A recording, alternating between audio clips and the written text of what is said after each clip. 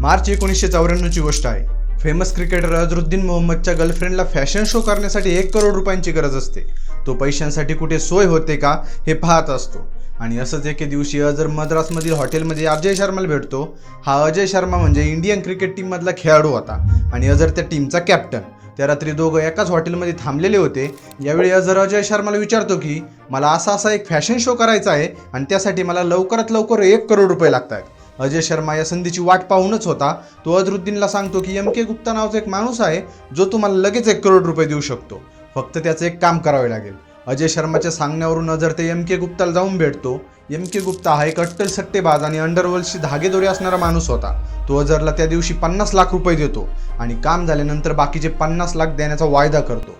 या पैशांच्या बदल्यात अझर भारतातील राजकोटमध्ये चालू असलेला क्रिकेट सामना आणि तो टायटन कप हारायला तयार झाला होता. पण मॅचच्या दिवशी अशा काही घटना घडल्या की ती मॅच आपण जिंकलो होतो.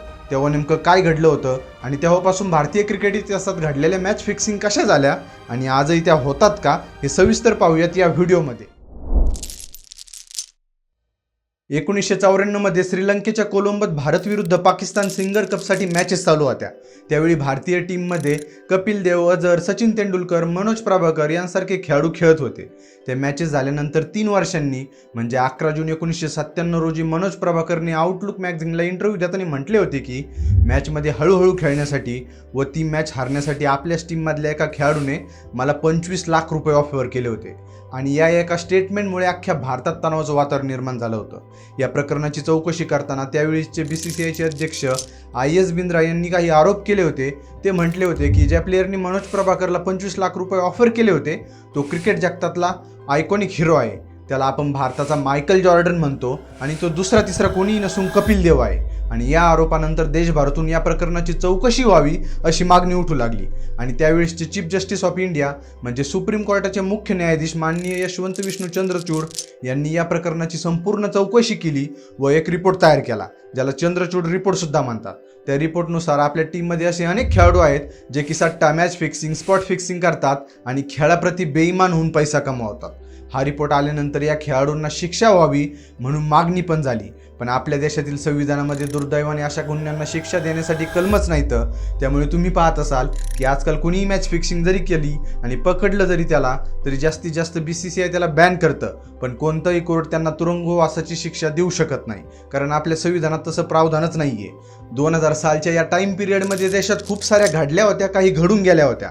त्यात 12 ऑगस्ट 1997ला डी कंपनीच्या आदिल मोहम्मद खानने टी सिरीजचे मालक गुलशन कुमारला गोळ्या घालून मारलं होतं आणि तेव्हापासून CBI दाऊदच्या भारतातील लिंक ट्रेस करत होतं. आणि त्याच वेळेस दिल्लीमध्ये स्थित असलेल्या अपोलो टायर्स आणि खन्ना ज्वेलर्सच्या मालकांना फिरवतीच्या रकमेसाठी करोडोंची मागणी दाऊद आणि छोटा शकीलचे हँडलर सलीम हथेलीच्या माध्यमातून केली गेली होती. पण मुंबईमधल्या उद्योगपतींसारखं घाबरून त्यांनी पैसे दिले नाहीत. उलट पोलिसात जाऊन तक्रार केली. पोलिसांनी तात्काळ त्यांना प्रोटेक्शन देखील दिलं आणि दिल्ली पोलिसांनी या सगळ्या घटनाक्रमाचा कसून तपास सुद्धा सुरू केला.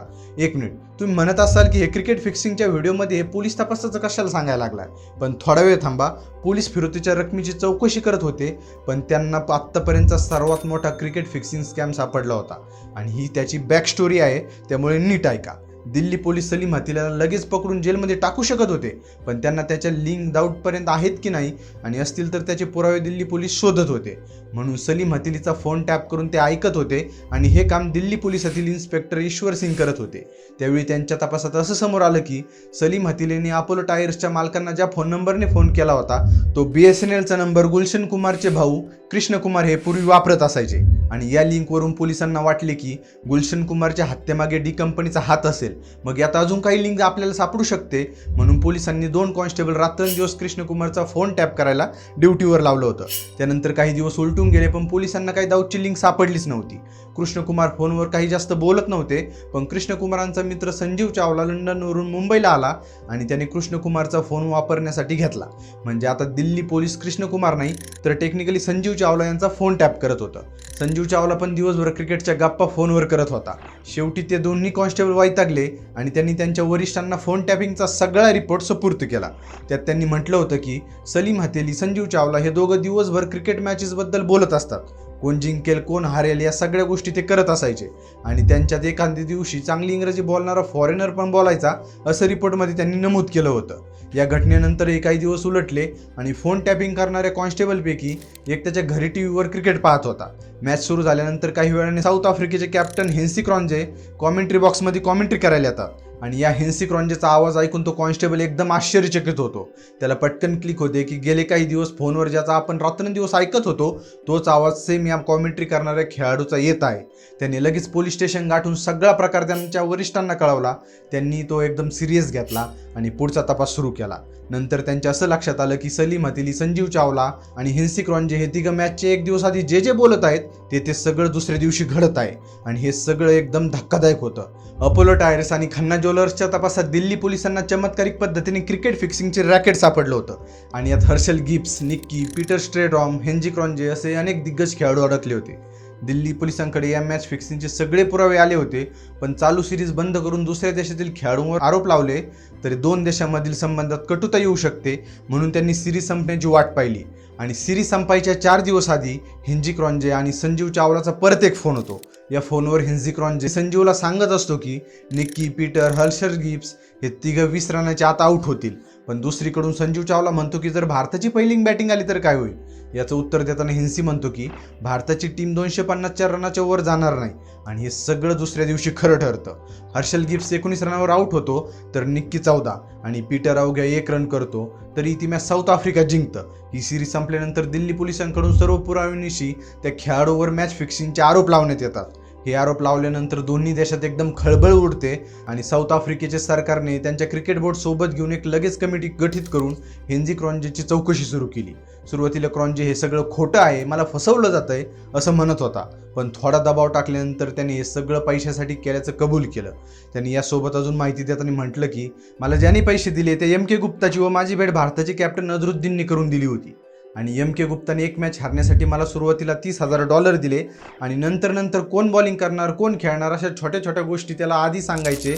मला $50,000 मिळाले होते आणि यात सगळ्यात माझे काही टीममेट देखील सामील होते, असे धक्कादायक स्टेटमेंट त्यावेळी हेन्सी क्रॉन्जेने दिलं होतं. या प्रकरणात अझरुद्दीन मोहम्मदचे नाव आल्यावर या केसला भारतात सीबीआयने टेक ओव्हर केला आणि अझरचे व बाकी काही खेळाडूंचे मागचे पुढचे सगळे फिक्सिंगचे कॅम्प बाहेर काढले. ज्यात टायटन कपची फिक्सिंग खूप भयानक होती. त्याची स्टोरी जर आपल्याला पाहायची असेल तर आपल्याला थोडं मागं जावे लागेल. मुकेश गुप्ता नावाच्या हिऱ्याच्या व्यापाऱ्याला क्रिकेटची खूप आवड होती आणि तेव्हा नुकताच भारताने वर्ल्ड कप देखील जिंकला होता.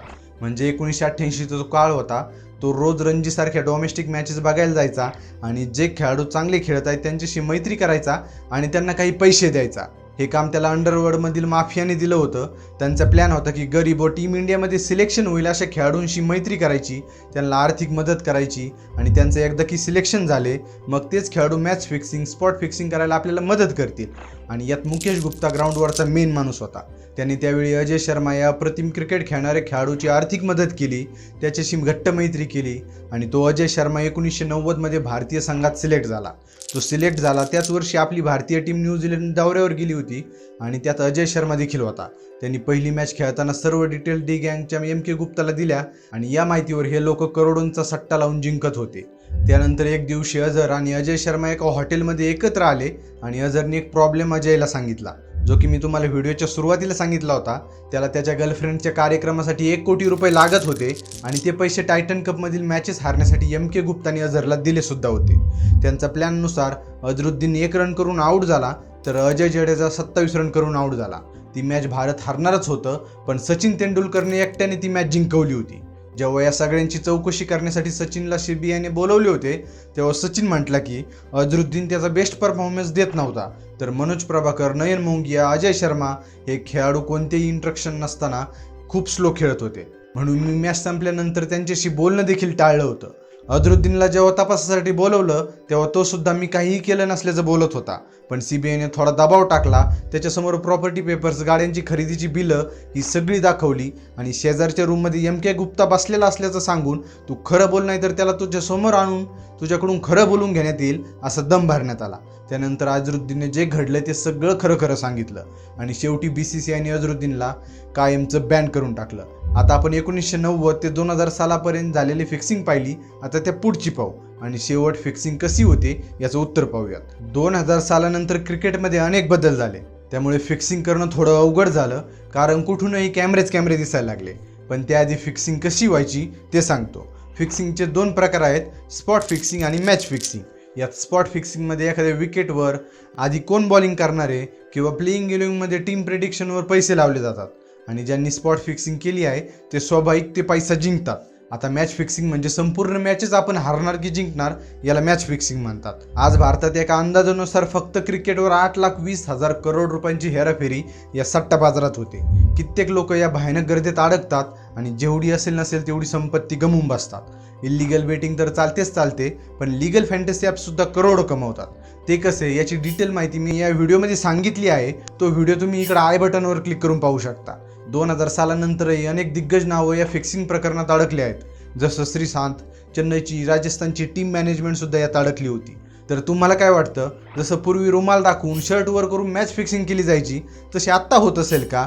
मला तर वाटतंय नसेल होत, कारण पूर्वीपेक्षा आत्ताच्या खेळाडूंना मानधन चांगलं मिळतंय म्हणून ते नसतील करत. पण तुम्हाला काय वाटतं याचं उत्तर मला कॉमेंटमध्ये सांगा. आणि हा व्हिडिओ आवडला असेल तर लाईक करा, मित्रांसोबत शेअर करा आणि हो, चॅनलला सबस्क्राईब सुद्धा नक्की करा. चला भेटूयात पुढील व्हिडिओमध्ये. धन्यवाद.